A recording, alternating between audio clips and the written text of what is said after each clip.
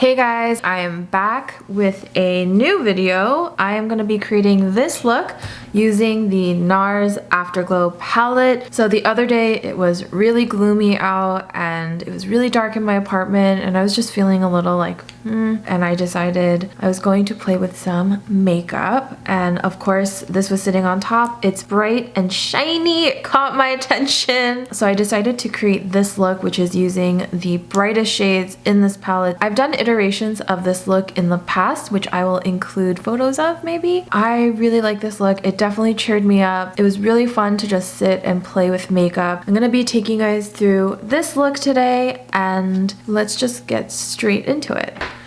Okay, so I have my skincare done, I have my hair pinned back. Some things to note about me and my skin, because I'm going to be walking you through my base routine, is that I am a rosacea girl. I'm not mad about it. I've lived with it for 31 years now, and I've actually found ways to help have it kind of work to my advantage, which I can talk about later. Second thing is, I would like you to meet my subletter, Priscilla the Pimple. She is a planet. She just keeps coming and going, and I first thought it was like PMS, which it might be, but I mentioned in my month in review that I was going to keep using the Milk Makeup moisturizer despite the fact that it was greasy on my skin and didn't really work well with my skin. I have a feeling because it was greasy, it was congesting my skin a bit, and that's why this little darling just kept coming and going in the same spot. It's finally going down. I've been using some clay masks and detoxifying masks to have it, move out of the vicinity, but I just wanted to address the elephant in the room before I got started. But okay, so I'm gonna start with my base. I'm going to use the Tatcha, the Liquid Silk Canvas Primer. Just gonna do one pump of this, dot it on my face. So this guy smells really similar to the original silk canvas. If anything, it's a little bit more lemony, which I am not mad about. One pump goes a long way. I have a really big face, so I use one pump. I could probably get away with like 3/4 of a pump. If you have a much smaller face than me, which is the general public, you could definitely get away with half a pump. And I am, before I apply the foundation onto my face, going to wet my beauty sponge. So I guess this is like a confession of mine. I am too lazy to walk the 2 steps to my bathroom to wet my beauty sponge at the sink. So I actually keep a spray bottle of water at my vanity. I just find this more convenient. I also, when I wet my beauty sponge at the sink, I feel like I wet it too much, and I do like to use the dry side of it to kind of like take away any product that I might have applied too much of. So I find that I have better control with a spray bottle, but that's all just like an excuse for me being the laziest person ever. It's also like ASMR in the morning, I'm gonna let that sit and absorb that water, and in the meantime I'm gonna apply the Born This Way Multi-Sculpting Concealer in Natural Beige. If you're wondering what my shades are in anything, as well as like any products I'm using, I will list them down below. Again, I don't mind when my redness shows through, so I find that one swipe works quite well for me. So I'm focusing the product where I am red the most. I'm gonna add a little bit to my chin and my nose, and whatever's left I bring onto my forehead because I don't need a lot of coverage in my forehead. That's where I have the least amount of hyperpigmentation and all of that wonderful stuff that builds character. Okay, so now I'm gonna take my sponge and just bounce it all over. So I tend to really like using a concealer instead of a foundation all over the face. It just feels a bit lighter. I can concentrate the pigment where I want it. So this concealer is the one I come back to time and time again when I feel like the foundations I've been using are just like too much, or if I feel like I didn't apply it really well and I want something that I'm like really familiar with. The coverage is so good. I would say the color match is pretty good, especially considering because I have a yellow undertone but a lot of redness. It is hard for me to color match, but I think Natural Beige does a good job of bringing all those colors together. At least I think so. So you can see that my redness is still peeking through, especially along my jawline. What I'm gonna do is go in with the Kosas Revealer Concealer. You can see the dark circles and darkness around my eye is a bit much, so I'm going to spot conceal there. Just brighten it up a little bit. Give Priscilla a little makeover. A little bit on this red area here as well. Just gonna go back in with my beauty sponge and blend, blend, blend. Both concealers work well with sponge and brushes, but I do prefer a sponge for the Too Faced concealer. And I think I prefer a brush for the Revealer concealer, but I'm just gonna use the sponge today because that's what I got going. Done. I am gonna powder a little bit with the Hourglass Veil setting powder, and I'm gonna use the Milk Makeup and Sephora collaboration. They did a collaboration during the holiday season and they released a collection of brushes that came in a really nice vessel, similar to like the Kosas brush vessel. These brushes are really good. I really hope that Milk makes these permanent in their collection. All right, so that's the face.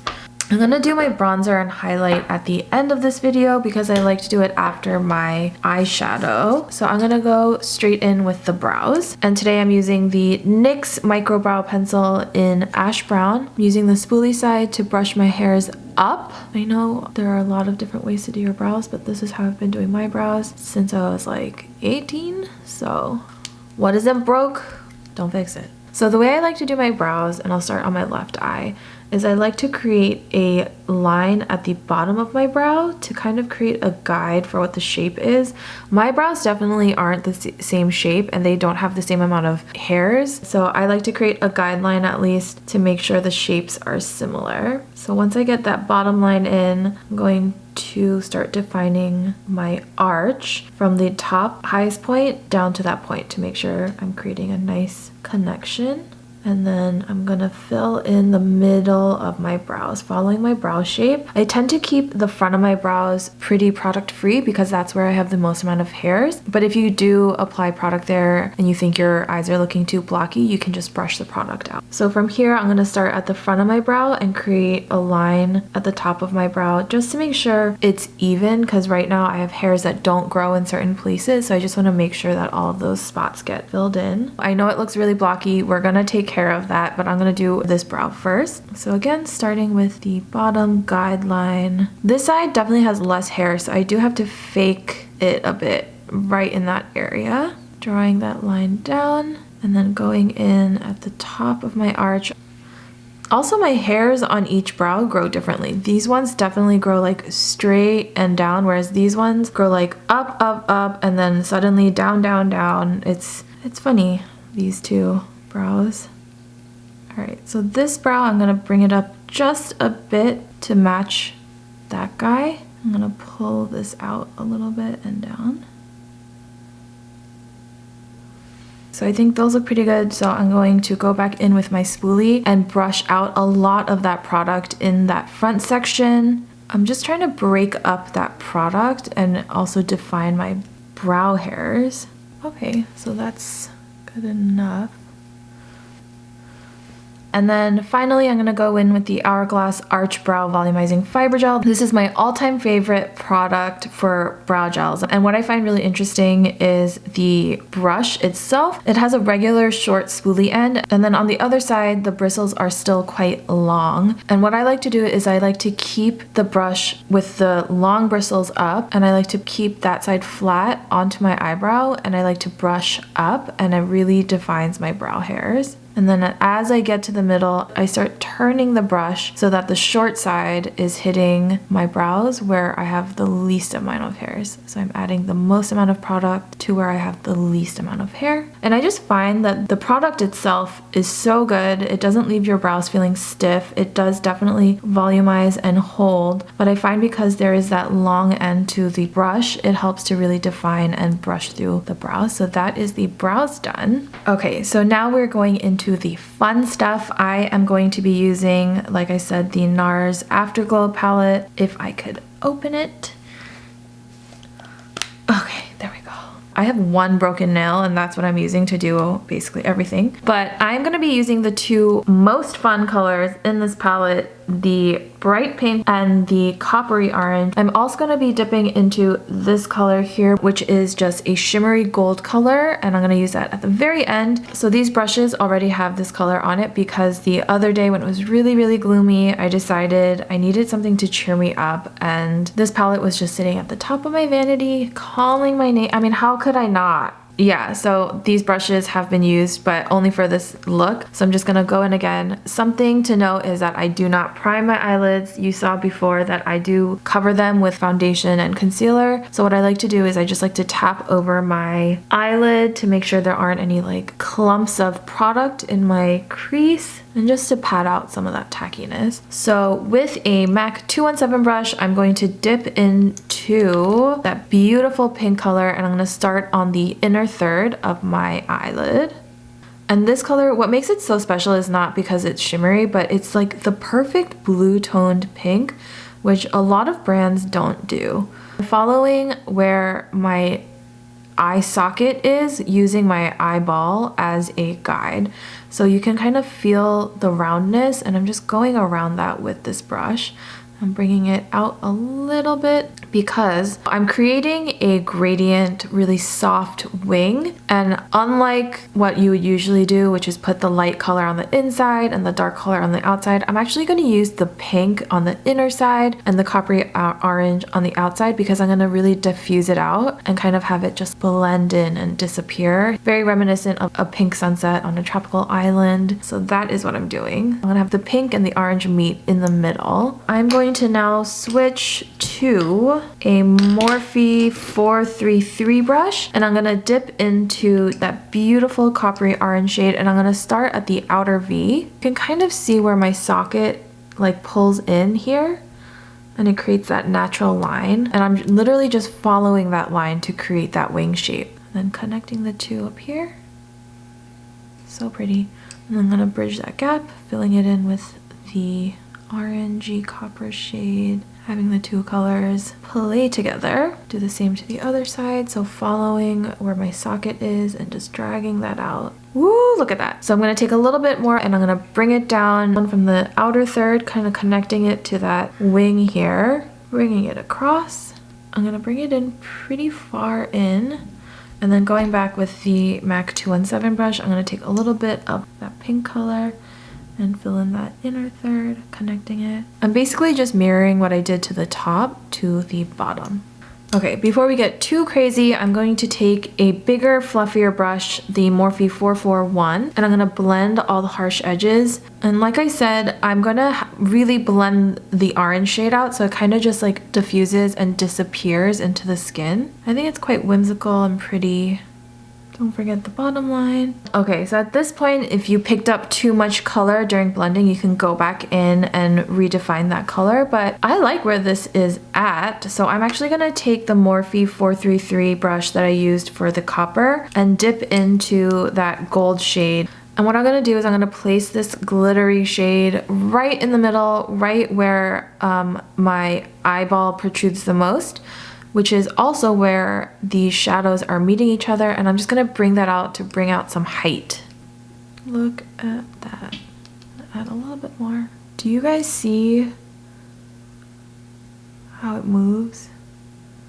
Okay, so last step with this palette is I'm gonna take the lightest shade in this palette. I'm gonna take that on a flat brush, and I'm just gonna highlight right under my arch to kind of bring back a little bit of dimension, a little bit of height. That is it for the eyeshadow. So to finish off the eyes, I'm gonna curl my lashes, add a bit of mascara, I'm gonna tight line, and then just like my last video, I'm gonna use a angled brush to smudge out that tight line, just to create a little bit of a smudged wing so that my eye and the eyeshadow don't seem disconnected. So that is it for the eyes. I just elongated them a bit with that smudged tight line. At this point, I'm going to add my bronzer because I'm looking pale, using the Kosas Sun Show in medium on a monicahjoo blush brush, and I'm gonna bounce the brush into the product and then bounce it onto my face. So I did do a stories on this talking about why I like to place my bronzer on the top of my cheekbone instead of in the hollow. And that is because if you look at my face, it's quite long. If I place the product in my hollow, it kind of makes my face top heavy and the bottom part of my face too short. So I actually like to place the product on the top of my cheekbone following that line. One, it helps to bring out my cheekbones actually, and two, I think it better balances my face. So definitely spend some time getting to know your face and what works best for you. Play with makeup, play with contouring and bronzers to see how you like your face to look. And this is another trick I do because I do have so much rosacea on my cheek area. By adding the bronzer to the top of my cheekbones, I'm actually masking a lot of the redness that still peeks through, which is what I was saying about how I've managed to find ways to make my rosacea work for me. It acts kind of as a natural blush.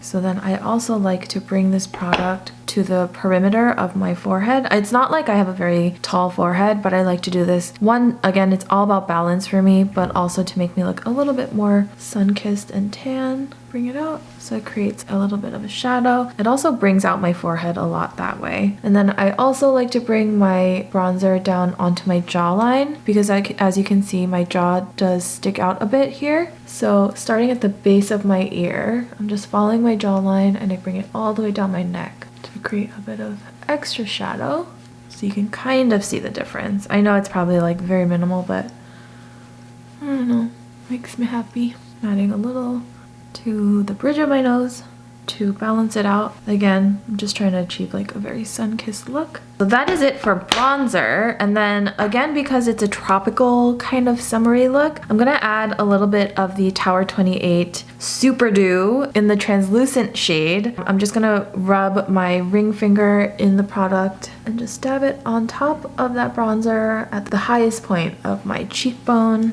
to create a little bit of a glow. Also, a lot of these products that I'm using today are going to be reviewed in my May month in review video. So if you want to know my thoughts, like full thoughts about some of these products, definitely come back in like I think a week or two for that video. So that is it. I'm only adding it to the top of my cheekbones because my forehead does tend to get a little bit oily through the day, so I don't need any help there. But that is it for the face. And then final step is lips. I'm going to use the NYX lip liner in Natural. I'm just gonna line my lips this time instead of filling it in, and then I'm gonna use the Julep lip gloss in Splendid to fill it in and blend the lip liner and my lip color seamlessly. I love the smell of this. It smells like sugar cookies or like white chocolate, but that color is so beautiful. So this is the final look.